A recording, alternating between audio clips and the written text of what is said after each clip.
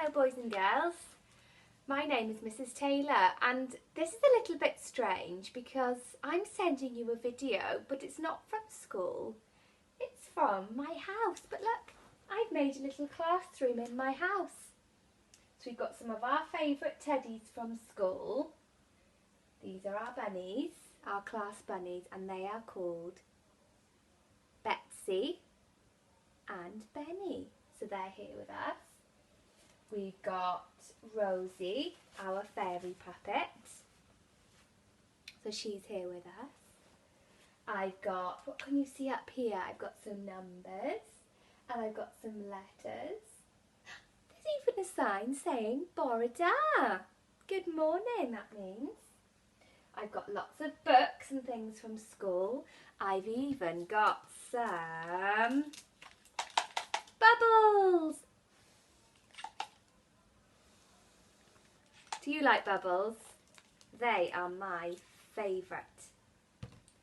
So I thought I would read you a story, my favourite story, from our classroom in Mrs. Taylor's house. So my favourite story is called The Tiger Who Came to Tea. Would you like to hear it? Make sure you're sitting comfortably, make sure you can see me and the lovely book. Here we go. The Tiger Who Came to Tea, written by Judith Kerr. Okay, let's get started. Once there was a little girl called Sophie. She was having tea with her mummy. Suddenly there was a ring at the door. Sophie's mummy said, "I wonder who that can be. It can't be the milkman, because he came this morning. And it can't be the boy from the grocer, because this isn't the day that he comes. And it can't be Daddy, because Daddy's got his key. We'd better open the door and see." Sophie opened the door and there was a big, furry, stripy tiger. The tiger said, "Excuse me, but I'm very hungry. Do you think I could have some tea with you?" Sophie's mummy said, "Of course. Come in." Have you ever had a tiger knock on your door before, boys and girls? I haven't. I think I'd be a little bit frightened if I opened my door and there was a tiger standing there. So the tiger came into the kitchen and sat down at the table. Sophie's mummy said, "Would you like a sandwich?" But the tiger didn't just take one sandwich. He took all the sandwiches on the plate and swallowed them in one big mouthful. And he still looked hungry. So Sophie passed him the buns, but he didn't eat one bun. He ate all the buns on the dish, and then the biscuits and the cake, until there was nothing left on the table. What a greedy tiger! So Sophie's mummy said, "Would you like a drink?" The tiger drank all the milk in the milk jug and all the tea in the teapot. And then he looked round the kitchen to see what else he could find.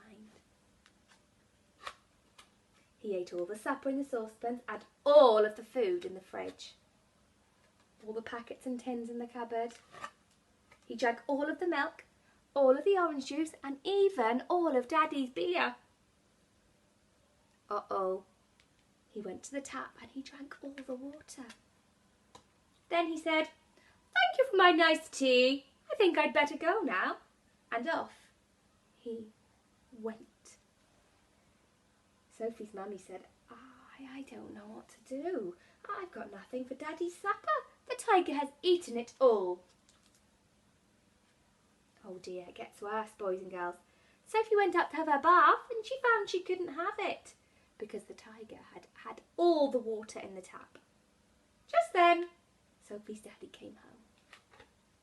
So Sophie and her mummy told him what had happened and how the tiger had eaten all the food and drunk all the drink. And Sophie's daddy said, "I know what we'll do. I've got a very good idea.